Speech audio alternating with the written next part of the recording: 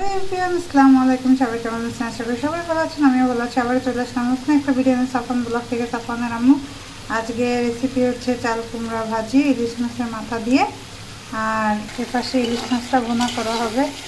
তার জন্য মশলাটা কষিয়ে নিচ্ছি। তো আশা করি ভিডিওটি ভালো লাগবে। ভিডিওটি ভালো লাগলে সাথে থাকেন।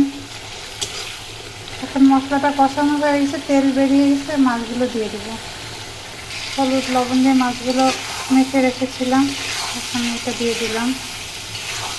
অল্প একটু কষিয়ে দিয়ে দেবো জলের পানিটা।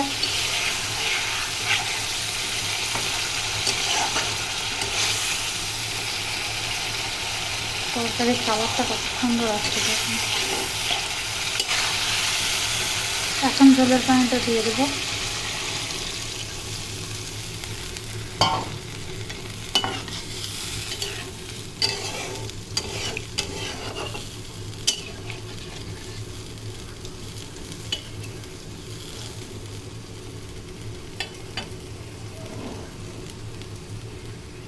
আমার তরকারিটা প্রায় হয়ে আসছে, আর এপাশে চাল কুমড়া ভাজিটাও হয়ে গেছে।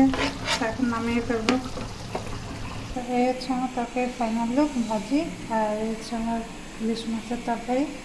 তো আশা করি ভিডিওটি ভালো লেগেছে। ভিডিওটি ভালো লাগলে লাইক কমেন্ট শেয়ার করে পাশে থাকেন, আর সবাইকে দেখার সুযোগ করে দেবেন। আসসালামু আলাইকুম।